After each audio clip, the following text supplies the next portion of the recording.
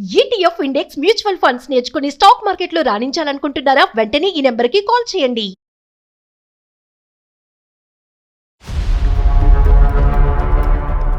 Sudden గా call చేసింది.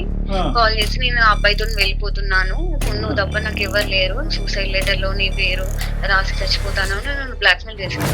ఏంటమ్మా నువ్వు తప్ప ఎవరు లేరు ప్రపంచంలో సంతకం పెట్టడానికి? ఆల్మోస్ట్ నా లైఫ్ ఎండ్ అయ్యే సిచ్యువేషన్ లో ఉన్నా madam. It is no reasons to use the word death అమ్మా. అంత పెద్ద మాట మాట్లాడే ముందు నీ వయసు ఎంతమ్మా? 19 years. 19 yearsకే 90 అనుకుంటున్నావా నువ్వు? ఏం నీ అంబిషన్ ఏంటి లైఫ్లో? ఏం చేయాలనుకుంటున్నారు? సాక్షి సంతకాలు పెట్టడం. ఎవరు నాతో ఇంట్లో మాట్లాడని కూడా మాట్లాడలేదు సార్. ఏది ఈ దెబ్బకే?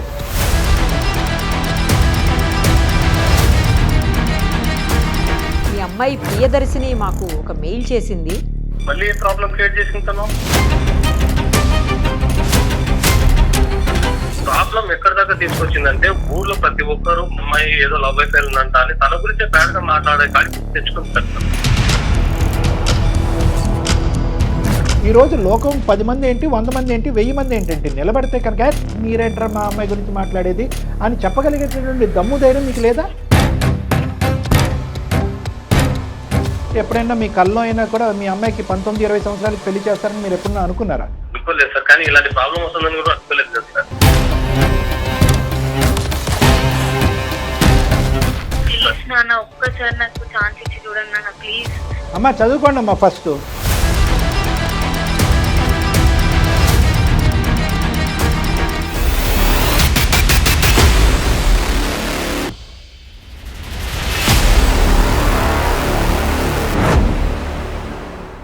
సుమన్ టీవీ అందమైన జీవితం కార్యక్రమానికి స్వాగతం. ప్రస్తుతం మనతో పాటు ఉన్నారు ప్రముఖ సైకియాట్రిస్ట్ డాక్టర్ కళ్యాణ్ చక్రవర్తి గారు. నమస్తే డాక్టర్. నమస్తే మేడం. ఒక మెయిల్, చాలా చిన్న అమ్మాయి, ఇదే చివరి మెయిల్, ఇంక ఇదే నా కమ్యూనికేషన్ లాస్ట్ అన్నట్లుగా మెయిల్ చేసింది. అయ్యో, అతి దారుణమైనటువంటి పరిస్థితిలో ఉన్నట్టు అనిపించింది నాకు. మేడం అది ఏంటి అనేది మీరే డైరెక్ట్ గా మాట్లాడితే అర్థమవుతుంది. నేను ఫోన్ కాల్ కలుపుతాను. అలాగే మేడం. ప్రియదర్శిని సార్ అమ్మాయి పేరు. మేడం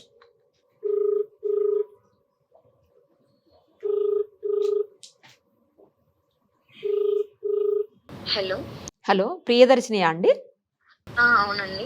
నేను నిరుపమ, సుమన్ టీవీ అందమైన జీవితం కార్యక్రమం నుంచి కాల్ చేస్తున్నాను. మీరు మాకు మెయిల్ చేశారు కదా? అవును మేడం. అది మాట్లాడదామని చేశానమ్మా. మనతో పాటు డాక్టర్ గారు కూడా ఉన్నారు, కళ్యాణ్ చక్రవర్తి గారు.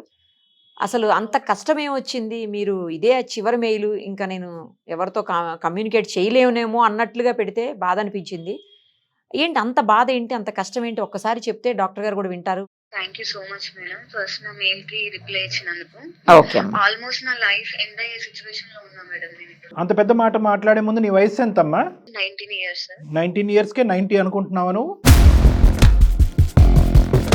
కెరీర్ బిల్డ్ చేసుకోవాలని చాలా హోప్స్ తో, చాలా ఎక్స్పెక్టేషన్స్ తో నా లైఫ్ ని టర్న్ చేసుకోవాలని ఇంటెన్షన్ తో నేను ఉండే sir. It is no reason to use the word death అమ్మా. ఓకే, అదొక్కటి గుర్తుపెట్టుకుని మీరు సంభాషించండి. ఎంతసేపు అయినా నేను వింటాను.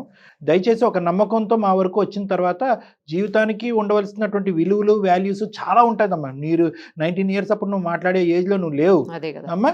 సో నువ్వు దయచేసి అవన్నీ పక్కన పెట్టి ఏంటి నీ కష్టం అనేది డీటెయిల్గా చెప్పండి. ఓకే సార్, నా పేరు ప్రియదర్శిని. మా నాన్నగారు టీచర్, మా అమ్మ హౌస్ వైఫ్.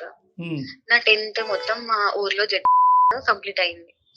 ఇంటర్ హైదరాబాద్ లో జాయిన్ చేశారు, మంచి కోఆపరేట్ కాలేజ్ లో. ఓకే. ఆ ఇంటర్మీడియట్ లో అక్కడ బిందు అనే ఒక అమ్మాయి నాకు పరిచయం అయ్యి చాలా క్లోజ్ ఫ్రెండ్ గా, బెస్ట్ ఫ్రెండ్ గా చాలా చాలా బాగుండేది. మేము ఎక్కడికి వెళ్ళినా కూడా ఇద్దరం కలిసి వెళ్ళే వాళ్ళం. ఓకేనమ్మా. ఇంటర్మీడియట్ 2nd year లో ఆ అమ్మాయికి ఒక అబ్బాయి పరిచయం అయ్యి తను లవ్ చేస్తుంది. ఓకే, ఎవరు? నువ్వు కాదు, మీ ఫ్రెండ్? ఫ్రెండ్. నా ఫ్రెండ్. ఇంటర్మీడియట్ కంప్లీట్ గా అయిపోయింది, ఇద్దరికి గుడ్ రిజల్ట్స్ వచ్చినాయి. మంచి డిగ్రీకి ఒక మంచి కాలేజ్ వెతికి ఇద్దరం జాయిన్ అయిపోయాం. రైట్. ఇద్దరం బానే ఉంది. ఏమైందంటే సడన్ గా ఒక రోజు తన లవ్ మ్యాటర్ వాళ్ళ ఇంట్లో తెలిసింది. ఇంట్లో గొడవ అయ్యి తను కొన్ని రోజులు కాలేజ్ కూడా రాలేదు. తర్వాత వాళ్ళ ఇంట్లో వాళ్ళ పేరెంట్స్ ని కన్విన్స్ చేసి కాలేజ్ కి వచ్చింది. ఒక 1 month, 1.5 month బానే ఉన్నాం కాలేజ్ లో. ఇద్దరం కాలేజ్ కి వెళ్ళే వాళ్ళం. ఆ అబ్బాయి కూడా అప్పుడప్పుడు వచ్చేవాడు, రెస్టారెంట్ కానీ పార్క్ కానీ సినిమాస్ కి వచ్చేవాడు. ఓకే, మీ ముగ్గురు కలిసి ఫ్రెండ్లీగా ఉండేవారు. ఆ ముగ్గురం కలిసి ఫ్రెండ్లీగా ఉండేవాళ్ళం. వాళ్ళిద్దరు ప్రేమికులు, వాళ్ళిద్దరితో నీకంటూ ఎటువంటి ఇది లేదు. ఆ అమ్మాయి ఫ్రెండ్ అంతే. అంటే ఫ్రెండ్ అని తనకు తోడుగా వెళ్ళేదాన్ని. తను తీసుకెళ్లే వరకు నాకు తెలియదు అంటే ఆ అబ్బాయి వస్తున్నాడు అని. అంతా అవుతుంది. ఒక రోజు సడన్ గా కాల్ చేసింది. కాల్ చేసి నేను ఆ అబ్బాయితో వెళ్ళిపోతున్నాను, పెళ్లి చేసుకుంటాను, నువ్వు వచ్చి మాకు సాక్షి సంతకం పెట్టు, నువ్వు తప్ప నాకు ఎవరు లేరు అని చెప్పింది.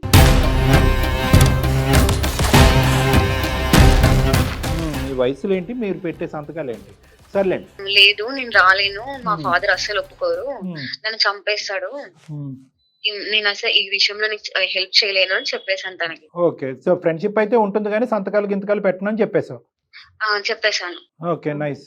తను ఆ టైంలో నాకు నువ్వు తప్ప ఎవ్వరు లేరు, నేను ఆ అబ్బాయిని పెళ్లి చేసుకుంటాను, ఆ అబ్బాయి లేకుండా ఉండలేను, చచ్చిపోతాను అని ఎమోషనల్ గా నన్ను బ్లాక్మెయిల్ చేసింది. సూసైడ్ చేసుకుంటాను, సూసైడ్ లెటర్ లో నీ పేరు రాసి చచ్చిపోతాను అని నన్ను బ్లాక్మెయిల్ చేసింది. ఇదేంటమ్మా, నువ్వు తప్ప ఎవరు లేరు ప్రపంచంలో సంతకం పెట్టడానికి, అయినా కానీ నువ్వు సంతకం పెట్టకపోతే ఆమె చచ్చిపోతావు. నాకేం చేయాలో అర్థం కాలేదు ఆ సిచ్యువేషన్ లో. సర్లే తన ఏజ్ కూడా 18+ కదా అని నేను సైన్ చేయడానికి ఒప్పుకున్నాను. నువ్వు సంతకం పెట్టావమ్మా? పెట్టాను సార్. ఓకే. తన మ్యారేజ్ కి నేను ఆ అబ్బాయి తరపున ఒక 2 ఫ్రెండ్స్ వచ్చారు. ఆ మ్యారేజ్ కంప్లీట్ అయింది, వాళ్ళు నన్ను హాస్టల్ దగ్గర దింపేసినారు సార్. మరి ఇష్యూ ఏంటమ్మా? నెక్స్ట్ డే వాళ్ళ పేరెంట్స్ వచ్చేసి ఈ మ్యాటర్ తెలిసి హాస్టల్ కి వచ్చినారు. మొత్తం గొడవ చేసినారు, ఇంత జరుగుతుంటే నాకేం చెప్పరా అని అడుగుతున్నారు. ఈ మ్యాటర్ అంతా కాలేజ్ దాకా వెళ్ళిపోయింది. కాలేజ్ దగ్గర మా నాన్నగారి నెంబర్ తీసుకున్నారు, డైరెక్ట్ మా ఇంటికి వెళ్ళి గొడవ చేసినారు మా ఊర్లోకి వెళ్ళి.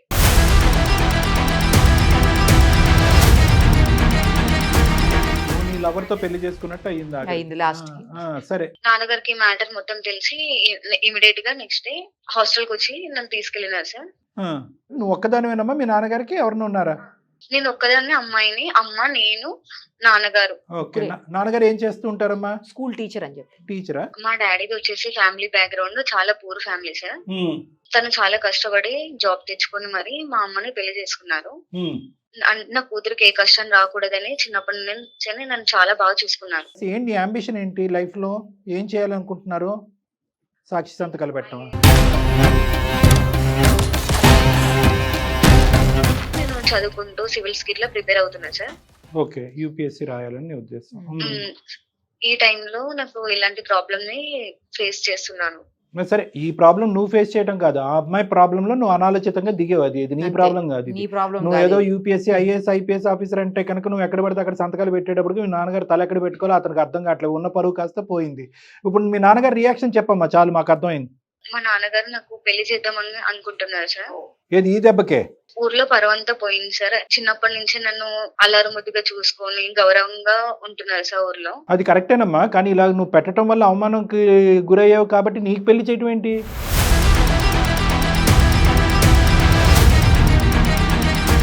అంటే ఊర్లో ఏమైందంటే సార్, ఇప్పుడు ఆ అమ్మాయి పెళ్లి చేసుకున్న అమ్మాయి కూడా ఎవరో ఒకరు ఉంటారు సిటీకి వెళ్ళింది అని ఒక మైండ్ సెట్ లో ఉన్నారు సార్. సో ఆ అమ్మాయి అలా ఆలోచించింది, ఆ అమ్మాయి స్టెప్ వేసింది కాబట్టి గురుగారు మీ అమ్మాయిని జాగ్రత్త అనేటప్పటికి మీ నాన్నగారు భయపడి చదువు అంతా ఆపేసి పెళ్లి చేయాలనుకుంటున్నారు. అవును సార్. ఎవరు నాతో ఇంట్లో మాట్లాడని కూడా మాట్లాడట్లేదు సార్.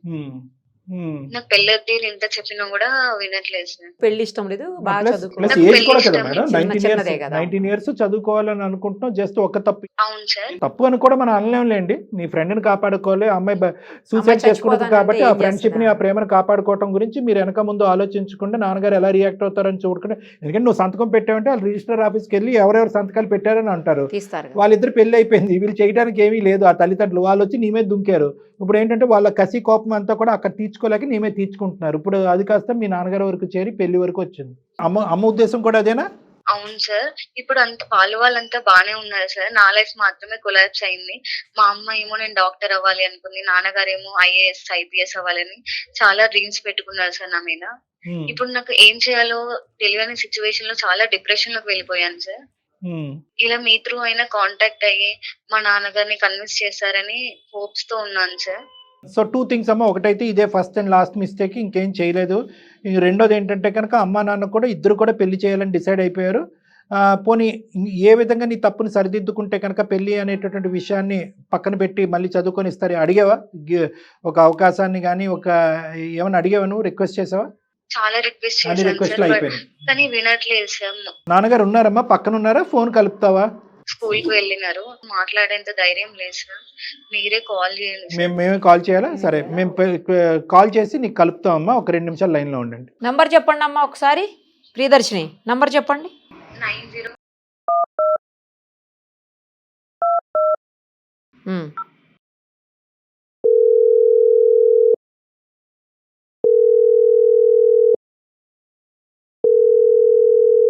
హలో, హలో, రఘు గారేనా అండి? ఎవరు? నేను నిరుపమ అండి, సుమన్ టీవీ అందమైన జీవితం కార్యక్రమం నుంచి మాట్లాడుతున్నాను. నాతో పాటు డాక్టర్ కళ్యాణ్ చక్రవర్తి గారు కూడా ఉన్నారు. మీ అమ్మాయి ప్రియదర్శిని మాకు ఒక మెయిల్ చేసింది. మళ్ళీ ఏ ప్రాబ్లం క్రియేట్ చేసింది తను? అయ్యో, ఏ ప్రాబ్లమ్ క్రియేట్ చేయలేదండి, ఉన్న ప్రాబ్లమ్ని సాల్వ్ చేయమని చెప్పి మమ్మల్ని రిక్వెస్ట్ చేస్తూ మెయిల్ పెట్టింది. ఒక్కసారి మాట్లాడదామండి, డాక్టర్ గారు కూడా మీతో మాట్లాడతారు. చెప్పండి సార్ నమస్తే. సార్. నమస్తే సార్. మరి పర్లేదా? ఒక 2 నిమిషాలు మాట్లాడచ్చా? వ్యవధి ఉందా? పర్లేదు సార్, ఇది లంచ్ టైమే, కానీ చెప్పండి సార్. అబ్బా, సంతోషం అండి మీరు అంత విధంగా ఆ విధంగా అంగీకరించినందుకు. ఏం లేదండి, పాప మెయిల్ పెట్టింది. అమ్మాయి చెప్పండి సార్. ఒక అల్లరి ముద్దుగా పెంచుకున్నటువంటి ఒకే ఒక అమ్మాయి, చాలా చాలా ఇదిగా పెంచుకున్నారు. అదే విధంగా ఏంటంటే ఆ అమ్మాయి తన మెయిల్లో కూడా చాలా డీటెయిల్డ్గా చెప్పింది. చాలా ఆశయాలు పెట్టుకున్నారు, చాలా కోరికలు కన్నారు, చాలా కళ్ళకన్నారు. ఆ అమ్మాయి ఒక ఐఏఎస్ ఆఫీసర్ లాగా, ఒక డాక్టర్ లాగా చూడాలని తల్లిదండ్రులు మీరు అనుకున్నారు. కానీ ఒక దురదృష్టకరమైన పరిస్థితి, ఒక సంఘటన వల్ల ఏంటంటే అనాలోచితంగా ఆ అమ్మాయి చేసిన తప్పు వల్ల ఈరోజు మీరు ఎంతో పరుగులుగా ఉండవలసినటువంటి మీరు తలెత్తుకోలేనటువంటి పరిస్థితి ఏర్పడింది. దాంతో ఒక భయంకరమైన నిర్ణయం తీసుకున్నారని ఆ అమ్మాయి చాలా బాధపడింది మా దగ్గర. ఏంటి ఆ నిర్ణయం? ఎందుకు అలా తీసుకోవాల్సి వచ్చింది? ఈరోజు మళ్ళీ మీ అమ్మాయి ఏదో తప్పు చేసింది కాబట్టి మేము మిమ్మల్ని ఫోన్ చేసి మాట్లాడట్లేదు. మేము జరిగినటువంటి ఆ తప్పుని ఎలా సరిదిద్దుకోవచ్చు, అమ్మాయి ఏ విధంగా మళ్ళీ ఆ అమ్మాయి చదువును కంటిన్యూ చేయొచ్చు అనే ఆలోచనతో మీకు చేశాం సార్. తను బాగా చదువుకోవాలని ఒకటే ఒక కూతురు అని చెప్పేసి, నేను ఒక టీచర్ సార్. నా స్టూడెంట్స్ కూడా మంచిగా చదువుకోవాలి, వాళ్ళకి మంచి భవిష్యత్తు ఇవ్వాలి, వాళ్ళు మంచి పొజిషన్ లోకి వెళ్ళాలని తాపత్రయపడే ఒక మామూలు టీచర్ ని సార్. ఒక టీచర్, ఒక ఫాదర్. అలాంటిది నా కూతురు కూడా నేను చిన్నప్పటి నుంచి అలాగే చూస్తున్నాను సార్. తను స్కూల్లో ఫస్ట్, తను మంచి కార్పొరేట్ కాలేజ్ లో జాయిన్ చేశాను సార్, మంచిగా చదివించాలని. కానీ అక్కడికి వెళ్ళిన తర్వాత తన ఫ్రెండ్స్ ఎవరో అమ్మాయి తోటి ఫ్రెండ్షిప్ చేయడము, ఆ అమ్మాయి ఇంకొక అతన్ని లవ్ చేసిందని చెప్పడము, వాళ్ళిద్దరు రిజిస్టర్ మ్యారేజ్ చేసుకున్నారంట. వాళ్ళ సాక్షాంతకం తనే చేసిందంట రిజిస్టర్ ఆఫీస్ లో. వాళ్ళ పేరెంట్స్ వచ్చేసి పోలీస్ కంప్లైంట్ అని ఇంటి దగ్గరికి వచ్చేసి చాలా గొడవలు చేశారు సార్. ఊర్లో పరువంతా పోయింది సార్. ఆఖరికి ఏమన్నారంటే మత్తరి కూతురు ఏదో లవ్ మ్యాటర్ చేసిందంట అని తన గురించే బ్యాడ్ గా మాట్లాడుతుంటే అవి వినలేకపోతున్నారు. అందుకే తను కాలేజ్ మానిపించేసి ఇంటికి తీసుకొచ్చాను. నాకు తెలిసిన దగ్గర సంబంధం చూసి పెళ్లి చేయాలని ఫిక్స్ అయ్యాం సార్. ఆఖరికి ఊర్లో జనాలు కానీ స్కూల్లో స్టాఫ్ కూడా సార్, ఆఖరికి స్కూల్లో పిల్లలకే సరిగ్గా పాఠాలు చెప్పి ఇంత ఇచ్చేస్తున్నాడు, ఇంట్లో అమ్మాయిని చక్కగా చూసుకోలేదని కామెంట్ చేస్తున్నారు సార్. బ్యాక్ సైడ్ చాలా బాధగా ఉంటుంది సార్ అವೆಲ್ಲ కామెంట్స్ విన్నప్పుడు.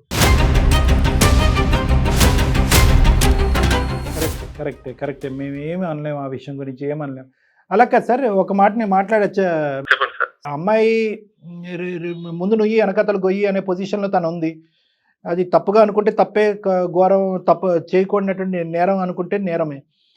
ఎందుకంటే ప్రాణ స్నేహితురాలు, ఇద్దరు కలిసిమెలిసి పెరిగారు, ఒకే కంచం ఒకే మంచం అన్నట్టుగా చాలా చక్కగా ఉండేటటువంటి వాళ్ళిద్దరిని ఆ అమ్మాయి మీద ఎంత అయితే కనుక మీకు ఒక ఫీలింగ్ ఉందో అదే విధంగా మీ కూతురు మీద కూడా అంతే పాజిటివిటీ ఉంది అనేది ఆ అమ్మాయి మాటలో మాకు వినిపించింది. కానీ అదే అమ్మాయి వచ్చి ఈరోజు నువ్వెంతో నాకు ప్రేమించినటువంటి అబ్బాయి అంతే, ఆ అబ్బాయి ప్రేమ లేకుండా నేను బ్రతకలేని చచ్చిపోతాను అనేటటువంటి ఒక థ్రెట్ ఇచ్చేటప్పటికి ఈ అమ్మాయి ఏం వెంటనే ఒప్పుకోలేదండి. అది కూడా మీరు దయచేసి పెద్ద మనుషులుగా అర్థం చేసుకోవాలి. చాలా ఒత్తిడికి లోనైంది. చాలా ఒత్తిడికి లోనవటం వల్ల ఫైనల్గా ఇంక దిక్కుతోచినటువంటి పరిస్థితిలో స్నేహితురాల యొక్క ప్రాణాలు కాపాడాలని చెప్పి పెట్టినటువంటి సంతకమే కానీ ఇదే ఆనవాయితీ ఇదే పద్ధతిగా లాస్ట్ 5-6 ఇయర్స్ బట్టి దగ్గరుండి రిజిస్టర్ మ్యారేజ్లు ఏమి మీ అమ్మాయి చేయట్లేదు. ఆ విషయం కూడా మీరు ఒకసారి ఆలోచించాలి సార్. తను ఫస్ట్ రోజే ఇలాంటి సిచ్యువేషన్ ఉంది అని చెప్పింటే దాన్ని ఏదో రకంగా సాల్వ్ చేయాలి. పాయింట్ అదే డిక్లేర్ చేయలేదు అమ్మాయి, చెప్పలేకపోయింది, భయపడింది.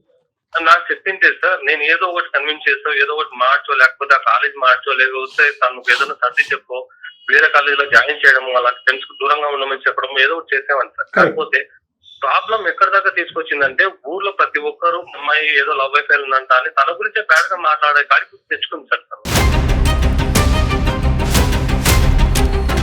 ఈ రోజు మీ అమ్మాయి ఈ పని చేసినా ఈ లోకం అలాగే మాట్లాడుకుంటుంది, ఈ పని చేయకపోయినా చేయకపోయినా కూడా కూడా ఎవరి ఏదో ఇష్టం ఒక వాళ్ళది. డౌట్లు పడతానే వయసులో ఉన్నటువంటి ఆడపిల్ల చాలా పద్ధతిగా చదువుకుంటుంది. ఈ ఈర్ష్యతో కూడినటువంటి కళ్ళు గురించి కూడా మీరు ఆలోచించండి. మీ ఊరు నేను రాలేదు సార్, మీ ఊర్లో మీ పరిస్థితి ఏంటి, ఆ అమ్మాయి పరిస్థితి అనేది నాకు ఏ విధంగా అనుకుంటున్నారు లేదు, ఆ లోకం గురించి వాళ్ళ గురించి నాకు అనవసరం. మీ అమ్మాయిని అల్లరి ముద్దుగా పెంచారు. ఈ ఒక్క అంశం తప్ప ఇంకొక ఏదన్నా ఒక తప్పు ఇష్యూలో మీ చూపించడానికి అమ్మాయిని ఏమన్నా వేలెత్తి చూపెట్టేటటువంటి పరిస్థితి ఇప్పటికొచ్చి వచ్చిందా? మీ అమ్మాయిని బంగారంలా పెంచుకున్నారు, మీ అమ్మాయి గురించి 100 కళ్ళకు అన్నారు. ఈ అమ్మాయి ఎన్నో ర్యాంకులు సంపాదించింది, ఎన్నో స్కూల్ ఫస్టులు సాధించినటువంటి ఈ ఆడపిల్లని ఈరోజు లోకం 10 మంది ఏంటి, 100 మంది ఏంటి, 1000 మంది ఏంటంటే నిలబడితే కనుక మీరేంటారా మా అమ్మాయి గురించి మాట్లాడేది అని చెప్పగలిగేటటువంటి దమ్ము ధైర్యం మీకు లేదా? సార్ ఉంది సార్, కాకపోతే ప్రాబ్లం వచ్చినప్పుడు ముందు ఇంట్లో తల్లిదండ్రులకు చెప్పాలి సార్. నిజంగా భయపడకుండా ఒక ఆడపిల్ల డాడీ ఇలా జరుగుతుంది. చాలా క్రమశిక్షణతో పెంచినట్టున్నారు మీ అమ్మాయిని. ఒక్క తప్పును కూడా వినటానికి కానీ ఆలోచించడానికి కానీ మీరు మెంటల్గా రెడీగా Accept లేనట్టు చేయడానికి అనిపిస్తుంది. ఇంత మాట్లాడుతున్నాను, మీ అమ్మాయి కూడా లైన్లోనే ఉంది. అది చెప్పటం మర్చిపోయాను. ఎందుకంటే ఆ అమ్మాయి ఈ విధంగా ఫోన్ కలిపితే కనుక మీరు అంగీకరించరానో, లేదంటే ఆ అమ్మాయి డైరెక్ట్గా మీకు ఫోన్ కలపాలంటే భయంతోనో ఆ విధంగా మేము చేయలేదు. సో మీ అమ్మాయి కూడా లైన్లో ఉంది. ఒకసారి అమ్మ నువ్వు మీ నాన్నగారితో ఏమైనా చెప్పాలి అనుకుంటే మా సమక్షంలో 2 మాటలు చెప్పి ఏమని కోరుకుంటున్నావు అడుగు. నాన్న నన్ను క్షమించండి నాన్న, ఇంకోసారి నేను ఇట్లాంటి తప్పు ఎప్పుడు చేయను. మీరు చిన్నప్పటి నుంచి నన్ను చూస్తూనే ఉన్నారు కదా, మీకు తెలియకుండా ఏ పని చేసేదాన్ని కాదు కదా నాన్న. ఎక్కడికి వెళ్ళినా కూడా మీకు చెప్పి వెళ్తాను కదా. ఇప్పుడు ఎప్పటికి వెళ్ళినా చెప్పే వెళ్తావు. ఏ ప్రాబ్లం తీసుకురావని నీ మీద నమ్మకంతోనే కదా హైదరాబాద్ కార్పొరేట్ జాయిన్ చేసింది. ఆ ప్రాబ్లం వచ్చినప్పుడు నాకు ముందే ఎందుకు చెప్పలేదు? ఇంతదాకా ఇన్ని గొడవలు చేశావు, ఊర్లో పరువంతా పోయింది. రేపు పొద్దున నిన్ను నమ్మి నేను ఇంకో స్టెప్ ముందరికి వచ్చిన తర్వాత నువ్వు నీ వల్ల ఇంకో ప్రాబ్లం వస్తే ఏం చేయాలి? నాన్న తను చచ్చిపోతా అని నన్ను బ్లాక్ మెయిల్ చేసింది నాన్న, అందుకే నేను సంతకం పెట్టాల్సి వచ్చింది. అవునమ్మా, రేపు పొద్దున ఇంకొకటి వచ్చేసి ఇంకో బ్లాక్ మెయిల్ చేస్తానమ్మా. అప్పుడు కూడా పరిస్థితి మేమే కాబట్టి మా చెప్పడం దాచేసి అలాగే చేస్తే రేపు మా పరిస్థితి ఏంటమ్మా? తెలియకుండా నేను ఏం చేయను నాన్న. చూడమ్మా, ఇప్పటి వరకు జరిగింది చాలా. నేను నమ్మాను, నేను చాలా వరకు ఫ్రీడమ్ ఇచ్చాను. నువ్వు ఆ ఫ్రీడమ్ ని మిస్యూజ్ చేసుకున్నావు. ఇక దయచేసి ఆ ఆర్గ్యుమెంట్స్ వదిలేసాయి. అబ్బాయి చూశాను, మంచి సంబంధము, పెళ్లి చేసుకుని తర్వాత మీ దయచేసి ఒక తండ్రిలాగా ఆలోచించండి. మేము మీకు మీ అమ్మాయి గురించి చెప్పవలసినటువంటి అవసరం లేదు. మీరు ఎంత అల్లారు ముద్దుగా పెంచుకున్నారు, ఆ అమ్మాయి ఎటువంటి కళ్ళగన్నది, మీరెటువంటి మీకు భార్యాభర్తలు మీరు ఎటువంటి కళ్ళగన్నారు అనేటటువంటిది ప్రత్యేకంగా నేను చెప్పవలసినటువంటి వాడిని కాదు, నేను బయట వాడిని. జరిగినటువంటి సంఘటన బట్టో లేదంటే మాట్లాడుకునేటటువంటి 4 మనుషులు బట్టో అనవసరంగా ఆ అమ్మాయి యొక్క భవిష్యత్తుని కత్తిరించద్దు. దీనికి ఏంటంటే జీవితాంతం రిగ్రెట్ ఉంటుంది. ఓకే, ఈ సంఘటన వల్ల మీరు ఎంత బాధపడుతున్నారన్నది నేను అర్థం చేసుకోగలను, కానీ మీరు ఇప్పుడు తీసుకోబోయేటటువంటి నిర్ణయం వల్ల ఆ అమ్మాయి జీవితాంతం బాధపడుతుంది. ఇప్పుడు పెళ్లి చేసుకునే వయసు కూడా కాదు నా లెక్క ప్రకారం. నెంబర్ 1. నెంబర్ 2 ఏంటంటే ఆ అమ్మాయి ఆకాశానికి నిచ్చెన వేసినటువంటి కోరికలు. అమ్మాయికి యూపీఎస్సీ రావాలి, ఐఏఎస్ ఐపీఎస్ రావాలి, మీ ప్రాంతానికే కలెక్టర్గా రావాలి అని ఏవేవో రకరకాల కోరికలు ఉన్నాయి. జరుగుతాయా లేదా అనేది భగవంతుడికి తెలుసు. కానీ అట్లీస్ట్ ఈరోజు మీరు దాన్ని పెళ్ళి అనేటటువంటి ఒక కార్యక్రమంతో దాన్ని గీత గీసేసి ఇంతే నీ భవిష్యత్తు అని చెప్పి అంత కర్కోటకంగా ప్రవర్తించడం అనేది, వ్యవహరించడం అనేది కరెక్ట్ కాదన్నది నా అభిప్రాయం. మీ మనసు గాయపడింది, మీ పరువు అనేటటువంటిది టెస్ట్ చేయబడింది, కాదనట్లేదు.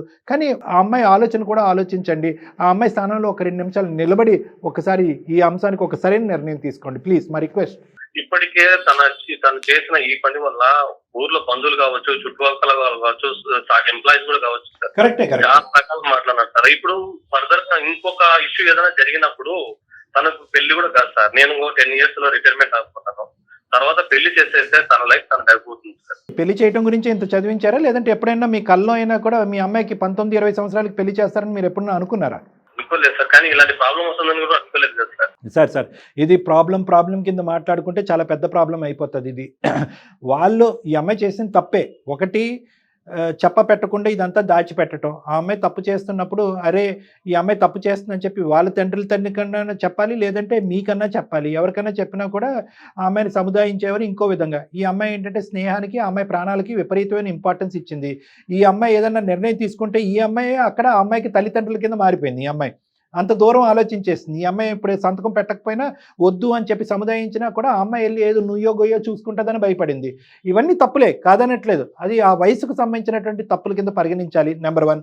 నెంబర్ 2 ఏంటంటే ఇదే పద్ధతి ఉన్నటువంటి అమ్మాయి కాదు, అలా తప్పుడుగా వ్యవహరించే అమ్మాయి కాదు. ఈ అమ్మాయి వేరే అబ్బాయిని ప్రేమించేసి ఇంట్లో చెప్పా పెట్టకుండా వెళ్ళిపోయి ఒక రిజిస్టర్ మ్యారేజ్ చేసుకునేటటువంటి పరిస్థితి కూడా కాదు.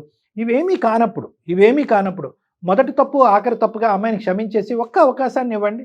అవును సార్, కరెక్టే. కానీ ఇప్పుడు ఆ రిజిస్టర్ మ్యారేజ్ చేసుకున్నారు సార్, వాళ్ళంతా ఒకటే ఉన్నారు. కానీ ఇక్కడ అంతా బ్లేమ్ అయిపోయిందంతా మేము, మా కుటుంబము, మా అమ్మాయి బరువు అయిపోయింది సార్. ఇప్పుడు వాళ్ళంతా బాగున్నారని మీరు ఒక మాట అన్నారు. అంటే ఈరోజు వాళ్ళ అమ్మాయిని ఒక పరిధిలో పెట్టుకోలేకపోయారు వాళ్ళు. ఓకే, ఈరోజు వాళ్ళ అమ్మాయిని తిట్టవలసిన తిట్లో లేదంటే ఆ అబ్బాయిని నిలదీయవలసినటువంటి పరిస్థితి లేకపోవటం వల్ల అక్కడ పడవలసినటువంటి దెబ్బ, అక్కడ పడవలసినటువంటి గాయం ఈ అమ్మాయి మీద పడింది అనవసరంగా. అది కూడా మీరు ఆలోచించండి. వాళ్ళందరూ ఎవరి దారి వాళ్ళు చూసుకున్నారు. ఓకే, ప్రేమ అయింది, పెళ్లి అయింది. ఈ రోజు ఏంటంటే అక్షింతలు మాత్రం మీ అమ్మాయి మీద పడినాయి. సో ఇటువంటి పరిస్థితుల్లో ఒక తండ్రిగా ఆ అమ్మాయి వెన్నంటుంది. మొత్తం సమాజం, ఊరు అంతా కూడా ఒక విధంగా మాట్లాడి, అదిగో ఆ అమ్మాయి క్యారెక్టర్ ఇలా ఉంది అని మాట్లాడి, అదిగో రఘు నువ్వు చదువు ఆపించేసి మీ అమ్మాయిని ఇంట్లో పెట్టుకో, ఆ అమ్మాయికి కూడా ఒక స్టోరీ నడుస్తుంది అనే విధంగా మాట్లాడితే ఈరోజు చేదోడు వాదోడుగా మీ అమ్మాయికి వెన్నంటూ మీరు నిలబడాలి.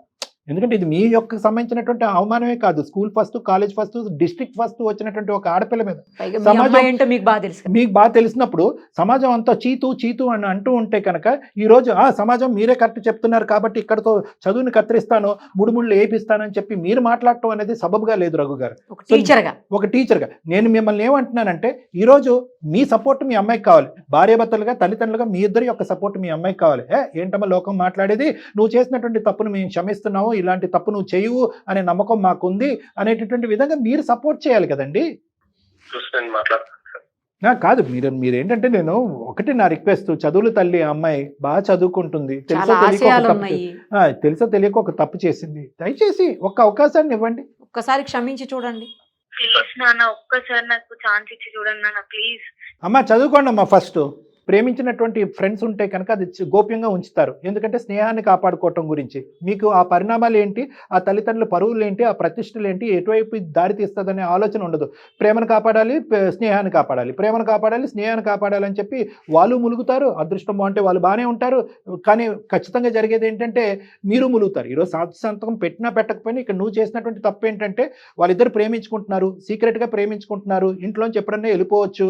ఈ పరిస్థితులన్నీ తెలుసు కూడా ఆ తల్లిదండ్రులకు కానీ ఈ తల్లిదండ్రులకు కానీ చెప్పకపోవటం అనేది నువ్వు చేసిన తప్పు. అర్థమైందమ్మా?